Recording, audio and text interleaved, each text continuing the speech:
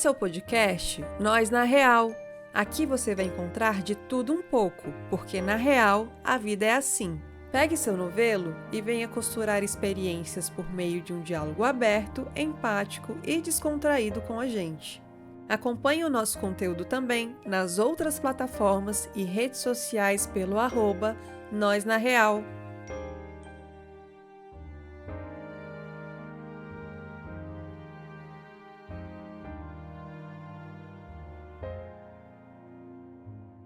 Gente, estamos aqui com o último episódio do ano do Nós na Real, para encerrar 2024, depois de um período de pausa, um recomeço breve, mas também para encerrar o ano com um episódio bem importante. E queremos desejar para vocês um final de ano e início de ano também, cheio de leveza e saúde, principalmente.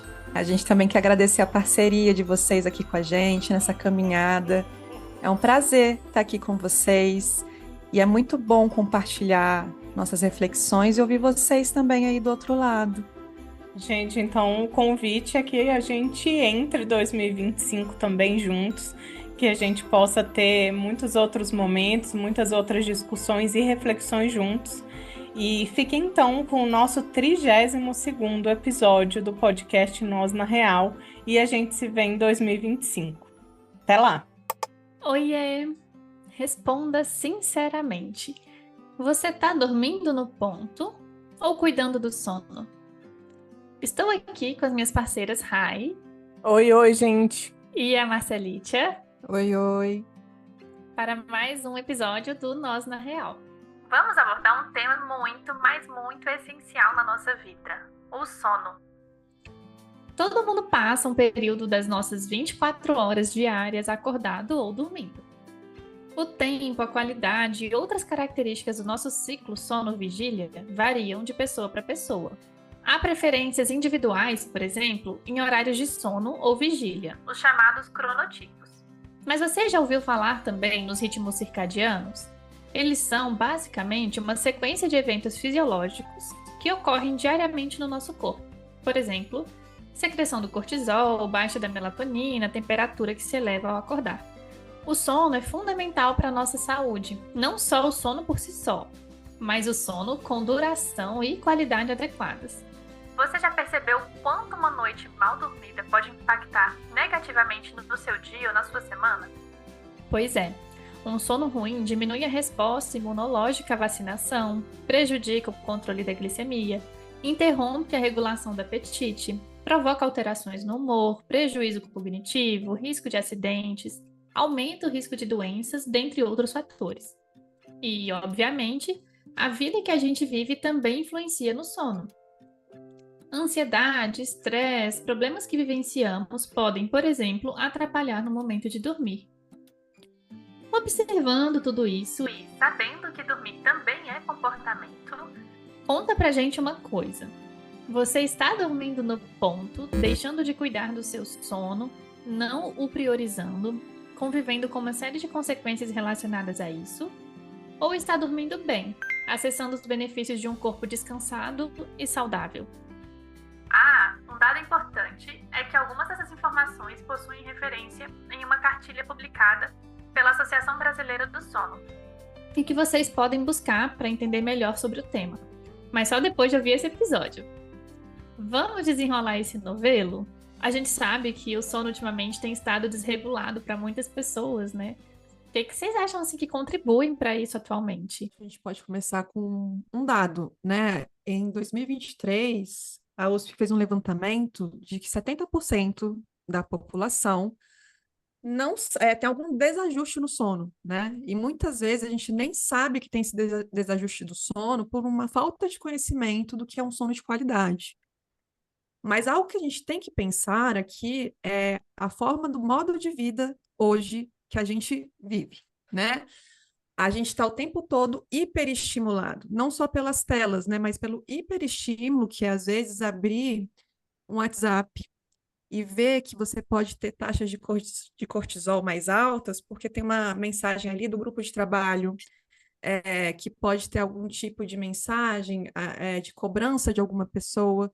Então, a gente hoje nem fala só apenas da questão da exposição a telas, né? Mas também do hiperestímulo que acontece dentro das tecnologias atuais. Então, assim, o estilo de vida hoje que a gente leva é hiperestimulado e a gente esquece que o tédio ele é importante para a produção de hormônios importantes para o sono, como a própria melatonina, né? Se a gente estiver hiperestimulado, o que a gente está mostrando para o nosso corpo, para o nosso cérebro, que a gente não está preparado para dormir, né? Então, a gente tem que produzir um tédio para começar a ensinar o nosso corpo que estamos indo dormir.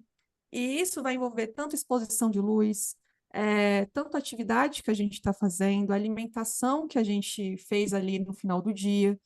O sono, ele não começa só na hora que a gente deita. O sono inicia da hora que a gente acorda até a hora que a gente deita. É muito bom, primeiro, a gente estar falando sobre isso, gente, porque, em primeiro momento, esse é um assunto extremamente negligenciado.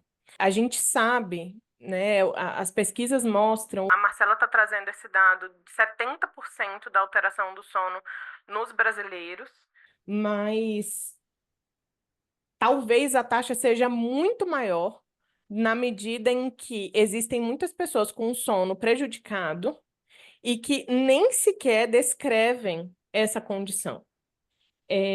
A gente sabe que as alterações do sono interferem diretamente nos transtornos mentais e vice-versa. Isso assim, não tem como a gente abrir mão do sono em qualquer tipo de adoecimento psiquiátrico, né? Seja ansiedade, qualquer uma delas. E tudo isso também está ligado a outros sistemas complexos, como a nutrição, a como a gente se alimenta, aos hábitos comportamentais mesmo, né? Estou sendo redundante, mas quais são os nossos comportamentos? Quando a Marcela fala da hiperestimulação, isso pode vir através das telas da tecnologia, mas isso também pode vir através da quantidade de papéis e de atividades que se desenvolve ao longo de um período da vida, ao longo de uma fase. E isso a gente consegue perceber, gente, em qualquer faixa etária. A gente consegue perceber numa criança que está cheia de atividades ao longo do dia e que está indo dormir pensando ou no dever de casa, ou amanhã o que tem que fazer e tal. Num adulto com muito trabalho, seja dentro de casa, né, com atividades domésticas ou no ambiente profissional. E aí, onde que eu quero chegar com tudo isso? A Marcela trouxe o detalhe da hiperestimulação, que é importante a gente lembrar que a gente constrói um condicionamento do nosso corpo para ligar e ir acordando, e desligar e ir adormecendo. Todo mundo tem esse processo de condicionamento e a gente tem a possibilidade de mudar isso. Marcela trouxe alguns pontos, a Jéssica também, mas a gente precisa lembrar como é para cada um entrar num processo de se desligar. Marcela trouxe o tédio, mas talvez, aí a gente pode construir sobre isso, talvez ninguém tenha um contexto favorável para entrar realmente no ócio e não ter nada para fazer. O tempo todo a gente tem algo para fazer. Então, como é a gente perceber os estímulos e dizer não para eles? Não vou me relacionar com o celular, não vou me relacionar, sei lá, com algo que eu tenho que colocar na máquina para lavar, ou com, sei lá, uma conversa legal para ter agora. E abrir mão do Netflix, de qualquer coisa, do livro que tem para ler, de alguma atividade. E falar, não, agora eu não vou produzir. Agora eu não vou fazer algo ou útil ou inútil. Não vou, eu vou aproveitar. É um tempo de aproveitar a vida também dormindo. Isso, para muitas pessoas. Gente, eu atendo muita gente, né, no consultório. Eu sou psicóloga clínica, para quem está aqui pela primeira vez, seja bem-vindo. Mas, assim, no consultório, quantas pessoas não relacionam as queixas com as dificuldades do sono, do dormir. O que é o dormir para cada um, né? Tem gente que entra em aversão num processo de agora eu vou me preparar para dormir, eu vou desacelerar para dormir, porque é um período que, de verdade, não é curtido, não é admirado, não é valorizado. A gente Parece não improdutivo. publica, parece improdutivo. A gente não publica. Gente, agora eu tô indo ficar minha meia hora sem fazer nada para dar tempo de dar sono. Exato, mas é esse que é o ponto, né? A gente pensa que o tédio é o não fazer nada. Às vezes o tédio pode ser, a gente pode ter o tédio lendo algo não tão interessante, um livro que é mais devagar. Às vezes é um momento ali que você vai fazer uma palavra cruzada, e um momento que você vai desacelerar aquele processo, né? Às vezes a gente acha que o tédio é só no não fazer nada, né? Mas a gente pode vir nisso, num desacelerar. E escolher, por exemplo, uma leitura que pode virar tediosa no momento, ou cansativa no momento, com luzes baixas naquele momento. Então, realmente, ficar parado sem fazer nada é muito difícil, né? Atualmente, no modo que a gente vive. Mas a gente pode produzir através de atividades, né, que acalmam um pouco, né, que relaxam, atividade de relaxamento, vou colocar dessa forma, que é uma forma que a gente vai desacelerando aos poucos esses processamentos que a gente está, às vezes, em uma alta magnitude e frequência naquele momento. E aí vai depender de cada pessoa. Por exemplo, entrar num Uhum. processo de escovar os dentes, tomar um banho, não devagar, mas um banho relaxante, como você disse. Entrar num processo realmente de desacelerar ou não estar na rotina de estou ligado. A gente tem que colocar o nosso corpo. Aí eu não sei se para vocês fica claro, o modo da rotina do sono, na rotina não, da higiene do sono, nada mais é do que o nosso corpo fisiológico, toda a parte orgânica, entrar no modo de estou ligado, estou desligado, estou acordado e estou adormecendo, ou estou me preparando para esse momento de adormecer.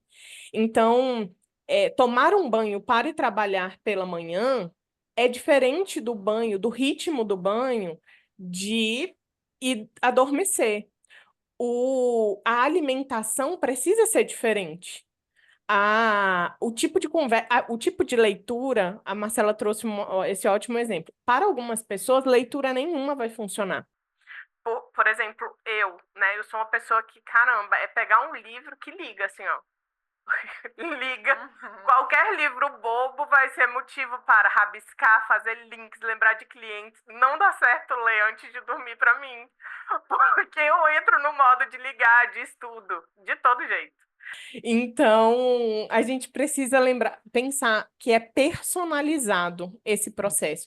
E aí, o que eu queria trazer a gente precisa descrever como que tá a nossa vida no sono, né? Para depois a gente pensar em o que eu preciso fazer para melhorar. Uhum.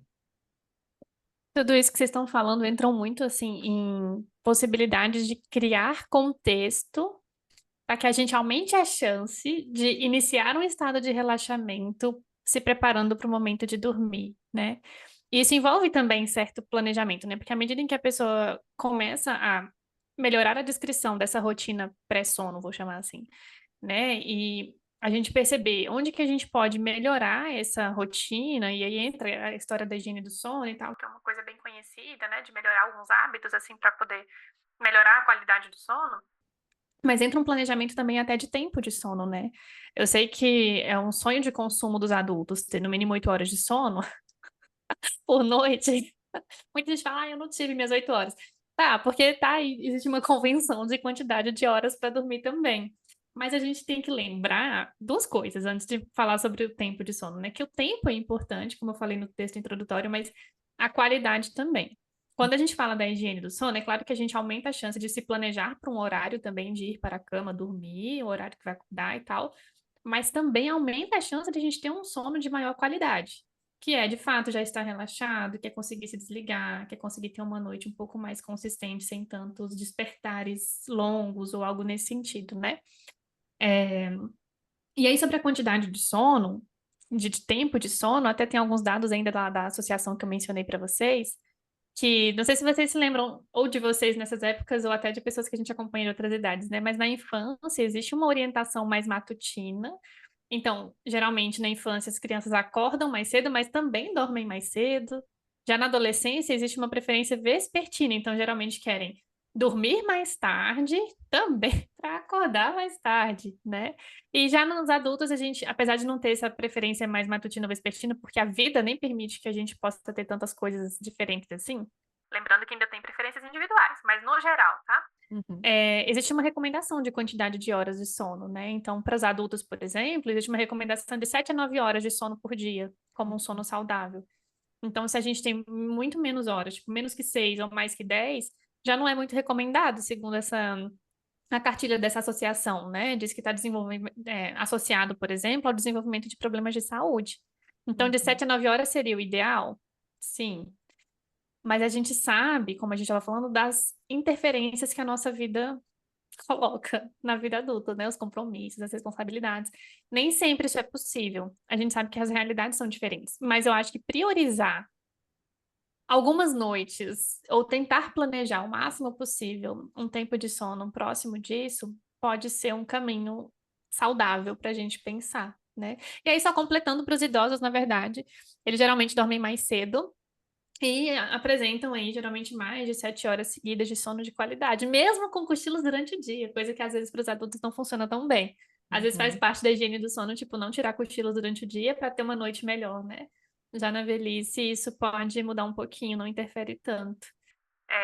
Enfim, quis trazer o dado assim, da quantidade de tempo, porque muda, né, o planejamento, como eu estava falando, nessas influências que a gente está mencionando, do que pode aumentar a chance, de repente, de ter uma noite melhor, né? Total, Jéssica, o que você está falando, né? Assim, a gente tem que muito ver individualmente, mas a gente tem uma média hoje, porque somos seres biológicos, e a gente conseguiu chegar através de pesquisas em médias importantes sobre o que que é uma quantidade legal de sono, quais são os sinais que a gente teve uma noite de qualidade também, e também sobre os próprios cochilos, né, que você colocou.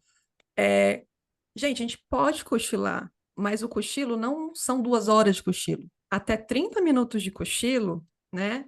É o que a gente pode chamar de um sono que pode revitalizar ali no meio do dia. Mas quando a gente começa a passar desse tempo, a gente pode estar atrapalhando o nosso sono da noite e muitas vezes a gente acorda mais cansados depois de sonos, né? Cochilos longos ao longo do dia. Então não é que, não posso cochilar. Pode, né? Mas vamos cochilar aí com essa consciência, né? De que se eu cochilar a mais, eu estou atrapalhando a minha rotina do sono também. E pensar na individualidade mesmo, o quanto que funciona para mim, quanto não funciona. Uma pessoa que fala que dorme 4 horas por noite funciona, é muito difícil isso ser uma realidade, né? É muito pouco tempo. Você não consegue passar pelos estágios do sono. E alguns sinais que a gente pode observar para pessoas que talvez não estejam tendo uma boa qualidade de sono é aquela pessoa que já acorda cansada. Aquela pessoa que no horário lá de 10, 11 horas já está com sono novamente.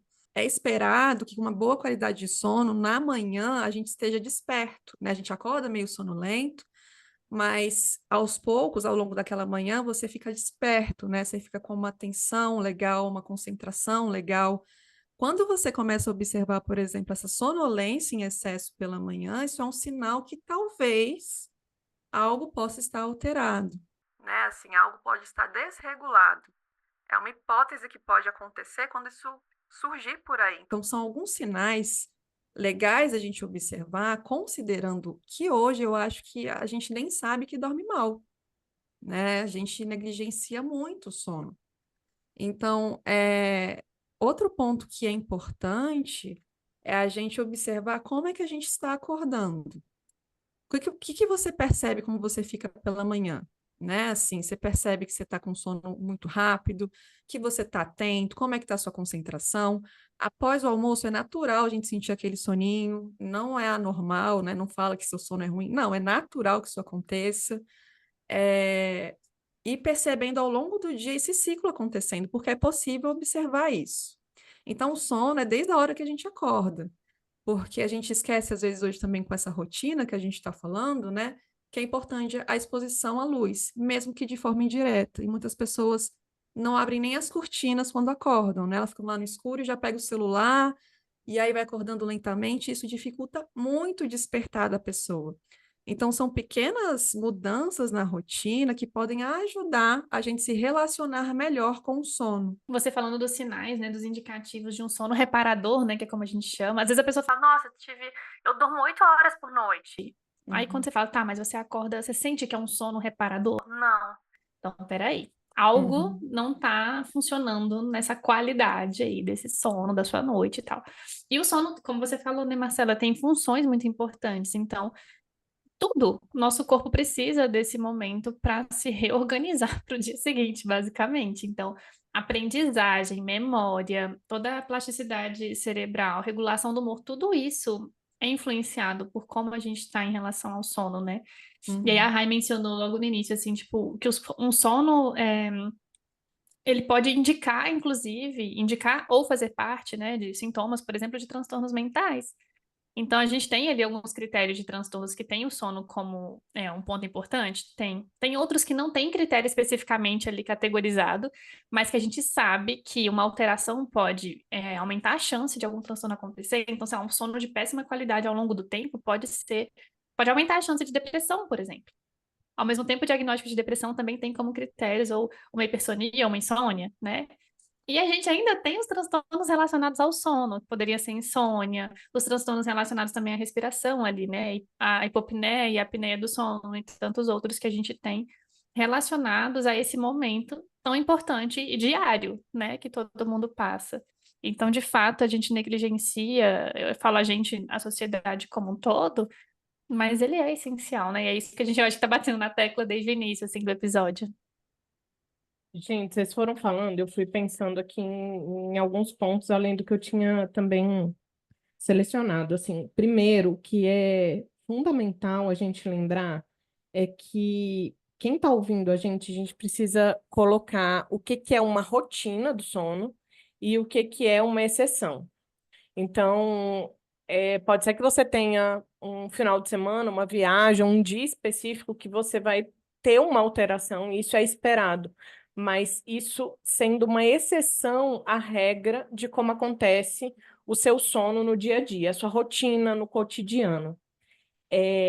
Ao longo do tempo, por que que é importante a gente se perceber? E aí a gente volta e bate na tecla do autoconhecimento, né?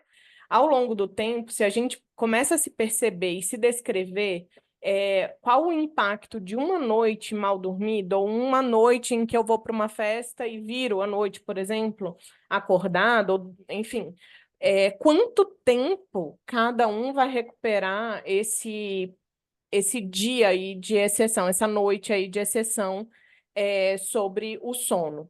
Ao longo do tempo, né, isso também se transforma. Na adolescência, para recuperar, para se sentir revigorado, é diferente, né? Às vezes a gente vai precisar, sim, de mais tempo de cochilo, mas tudo que a gente está falando aqui envolve rotina. Exceções, cada um vai se adaptar, e se perceber do que precisa para se sentir revigorado e recuperado de um período de sono alterado. Em relação ao que a gente estava falando e a Jéssica recuperou, né, em relação ao sono interferir em diversos transtornos, a gente vê o sono ele mergulhando em várias áreas, né? Tanto em relação à alimentação, está envolvendo também o transtorno de compulsão alimentar, transtornos da respiração, tá? Então, todas as áreas da medicina, elas acabam também investigando o sono porque realmente interfere em tudo. E aí a gente tem tanto transtornos em curto prazo, com alteração do sono, como a longo prazo. Quando a gente pensa na construção da velhice, na construção, né, de uma vida longa, o sono, ele vai fazer parte, ele vai sim determinar que tipo de velhice a gente vai ter. Uma das doenças primordiais que também são influenciadas pelo sono é o Parkinson, né? Demência. A gente precisa ver que uma repetição da alteração do sono, uma vida com o sono alterado, vai levar, sim, a transtornos neurológicos. E aí, quando a Marcela fala, né, assim, as consequências de um sono, de uma rotina de sono boa, ou as consequências de uma péssima rotina de sono, a gente tem sim consequências palpáveis em curto e médio prazo, né? Assim, o desenvolvimento de um transtorno mental, depressão, ansiedade. A gente tem também, a gente sabe que o transtorno bipolar, ele é extremamente afetado pelo sono. Então, por exemplo, a alteração no sono influencia diretamente os episódios de mania. Não Então, só influencia, como são sinais já de que pode estar acontecendo ali uma ciclagem, né? isso, exatamente. Então, o sono ele entra como dois fatores, tanto consequência de uma situação, como também o caminho que causa um agravamento de algo ali não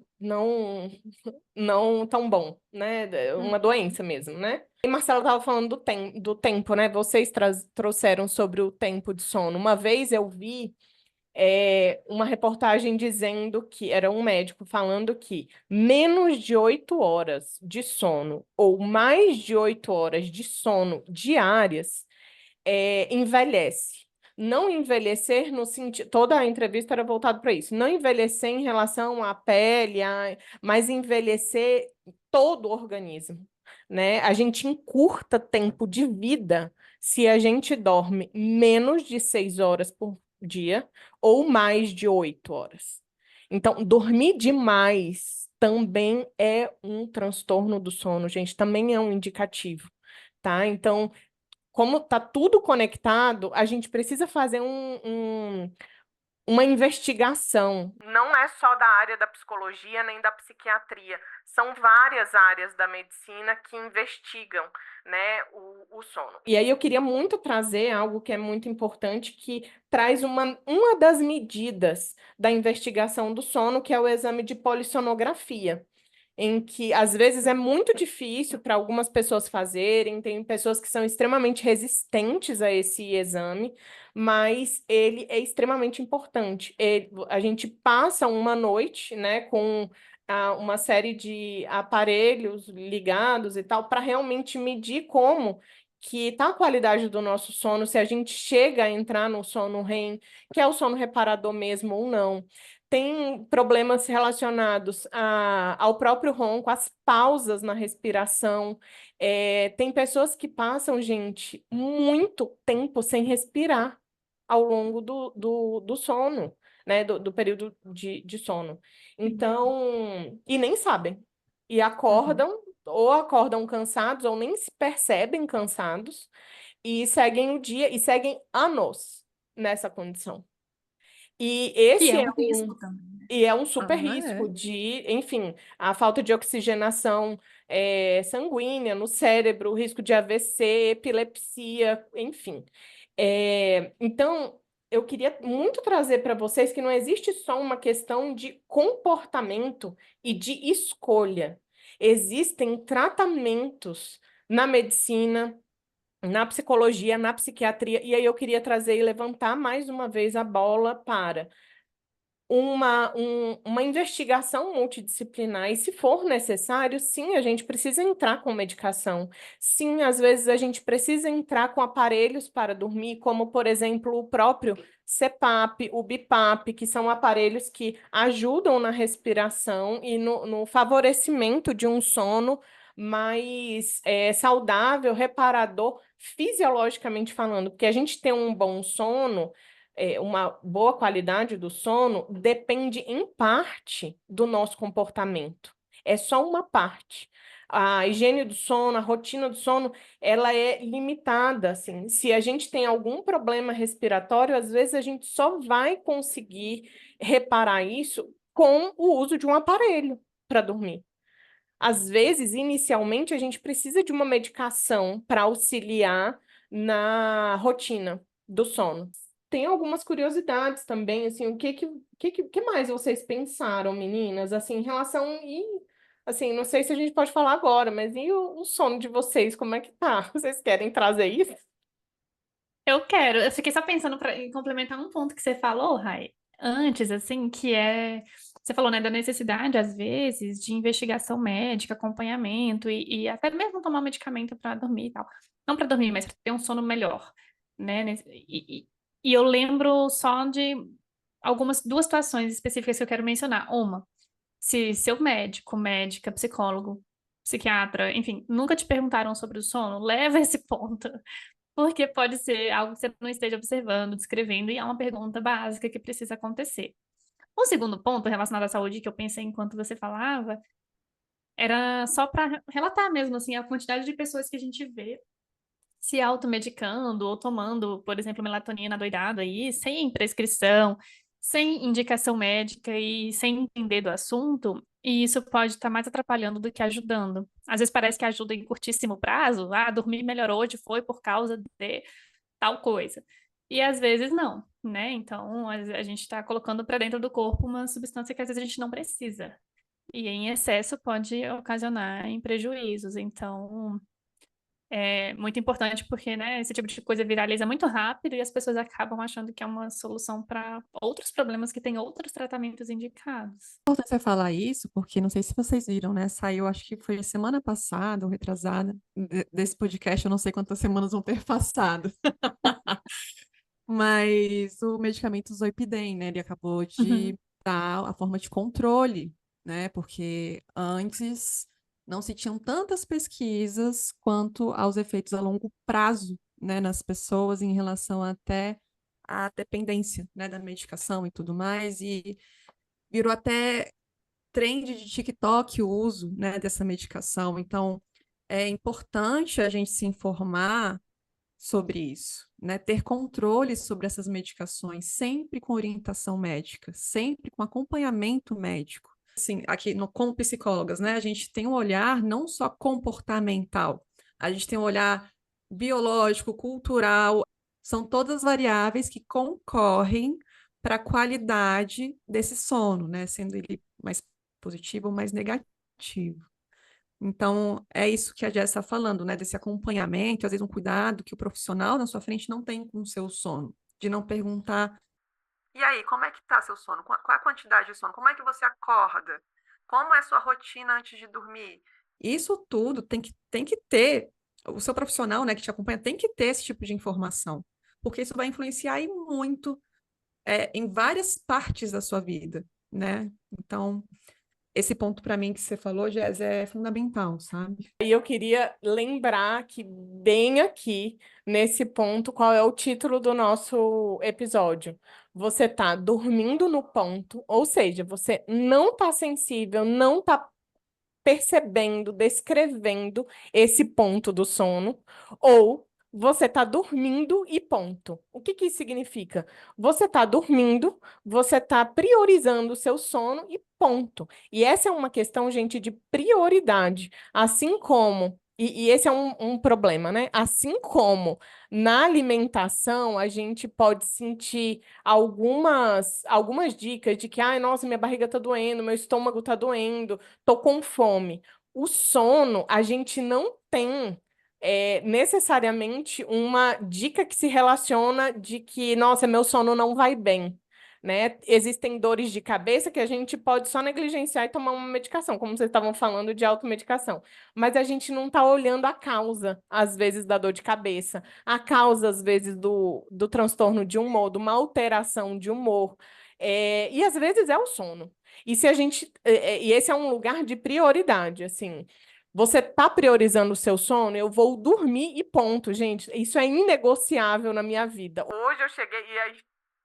Ai, voltando lá para o que eu estava falando, né? Como é que é o sono da gente, né? Hoje eu cheguei, né, depois de muito tempo, e andar em lugares, percorrer lugares e atividades na minha vida que eu não priorizei meu sono, né? A própria rotina acadêmica, trabalho, enfim. Ninguém chegava e falava, isso daqui precisa ser uma prioridade. Eu cheguei num lugar, infelizmente, a altos custos, né?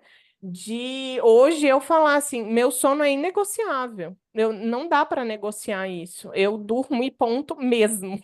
Não tem como abrir mão disso. Lógico que isso sendo uma rotina, existem exceções. Tem dia que não tem como priorizar, mas são mais exceções do que regra. Ah, eu também.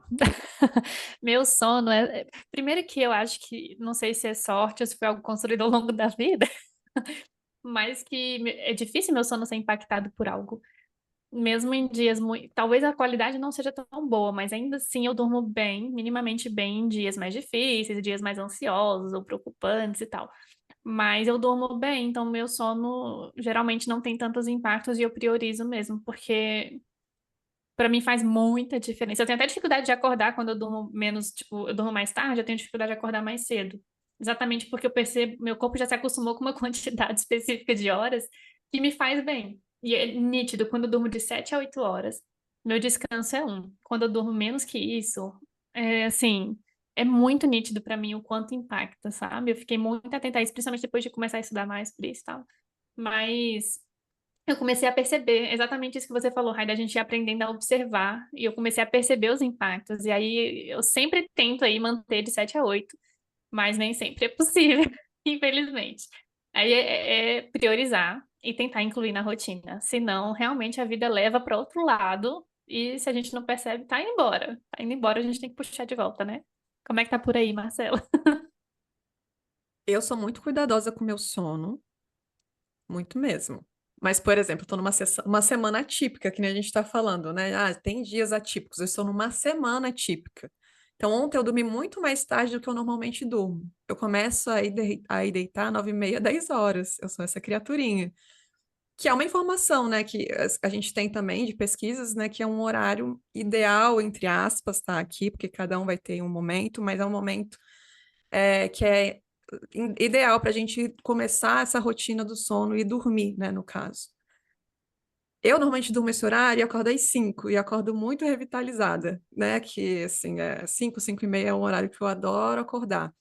Essa semana eu fui dormir, por exemplo, 11h30, aí eu acordava 7, 7h30, só que completamente acabada já. Sabe quando você acorda meio, nossa, zoei meu sono. Então, Tá desorganizada, né? estou desorganizada, entende? Então, é isso, assim, são tentativas, né? E tem semanas ou dias que são mais difíceis do que os outros. Por exemplo, quando eu tô mais ansiosa, Jazz, meu sono fica muito afetado. Eu acordo no meio da noite, e aí até eu voltar a dormir demora. Aí uma dica, gente, se você acorda no meio da noite, tá com dificuldade de voltar a dormir, não fica na cama, tá? Não fique rodando na cama. Levanta da cama e faz uma atividade de relaxamento e só volta para a cama quando o sono voltar. É uma dica de higiene do sono, né? Fica aí já uma dica. Mas é muito importante, né, a gente olhar para isso, porque muda tudo. Muda tudo.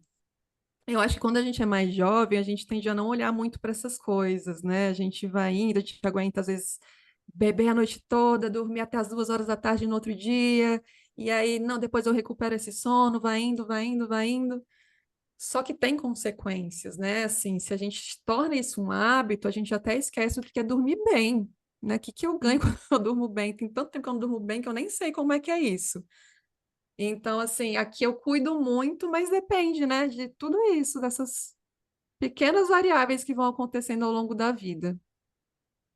E você falou de uma coisa que eu acho que pode ser até um momento da gente indicando últimas palavras do episódio, assim, no sentido de dicas, né? Eu acho que a gente sempre deixa, e eu considero que são relevantes, às vezes ajudam outras pessoas. Você falou, né, de, não tá conseguindo dormir, não fica na cama, isso é importante, e vai de encontro com uma coisa que eu tinha pensado em comentar, que é a gente utilizar a cama para coisas específicas relacionadas à cama, tipo dormir e atividade sexual. Você vai trabalhar? Tenta não fazer isso da cama. Você vai estudar? Tenta não fazer isso da sua cama, porque a gente, principalmente quem tem mais dificuldade de manter um sono bom, acaba condicionando aquele espaço ali a outras atividades, a um Uhum. outro momento do seu corpo e não um momento de relaxamento, e não um comportamento específico que vai aumentar a chance do seu sono ser de qualidade. Então, às vezes a gente, na pandemia, né, todo mundo de casa, era comum eu ver meus clientes o dia todo na cama fazendo mil coisas, e aí na hora de dormir parece que não conseguia desligar. E isso não é só na pandemia, né? A gente vê que se uma rotina tiver uma série de comportamentos acontecendo no quarto, na cama, enfim, que não ajudam a relaxar, atrapalha o sono, né? E às vezes é um Uhum. detalhe, uma coisinha específica que a gente faz e tá ali aumentando a chance de a gente ficar mais tempo acordado, ter um sono pior e tal. Não sei se vocês querem também mencionar alguma outra coisa que pode ajudar as pessoas, assim? Eu falaria uma coisa que a gente esqueceu de falar, acho que ninguém falou, gente. Exercícios físicos. Gente, Aham. vamos gastar nossa energia ao longo do dia para à noite a gente sentir um soninho, um cansaço, né? Então, exercício físico. Bora tentar colocar isso na rotina, né? De uma forma que caiba aí, que faça sentido por aí. Tem 1 milhão de modalidades, então vamos encontrar a que faz sentido, mas não, mas vamos tentar dar esse passo, né? Porque o exercício é uma outra ferramenta que a gente pode utilizar que vai afetar várias áreas da nossa vida, né? Então, é um pilar também muito importante para o próprio sono. Então, se a gente não gastar energia, realmente, né, vai ser difícil a gente produzir sono. Então, vamos gastar essa energia ao longo do dia através de atividades físicas, e não só atividades intelectuais, né? Vamos também mexer o corpo, que talvez possa modificar muito a sua relação com o sono. Perfeito, assim, acho que todas as dicas que vocês estão dando são primordiais. Eu sempre coloco essas, assim, como prioridades, principalmente o lugar da cama, né? Eu costumo falar que a cama especificamente serve para duas coisas, sono e sexo. Se for para outra coisa, realmente é, vamos fazer pelo menos na escrivaninha no quarto, mas na cama, não. Uhum, Atividade física, sem dúvida, mas a dica que eu tenho mesmo para dar é que dicas e orientações vocês podem encontrar as enxurradas na internet também. Dicas sobre higiene do sono. Corram atrás disso, dediquem um tempo a olhar o que pode favorecer ou não o sono de vocês, mas sempre lembrando que qualquer mudança que a gente faça na nossa rotina atual, é muito importante que a gente faça uma de cada vez, com cuidado, porque tem gente que quer, né, pesquisa um monte de coisa de higiene do sono, aí quer mudar da noite para o dia toda a vida. Gente, a chance disso ser permanente e ser é, é, duradouro é baixa. Então, assim, vamos escolher uma mudança positiva, o que que você quer construir, aumentar a frequência, instituir na sua rotina. Escolhe um hábito para mudar. É, e depois ir ampliando essa melhoria na rotina do sono. Não tenta fazer tudo de uma vez, porque a chance realmente de permanecer é baixíssima.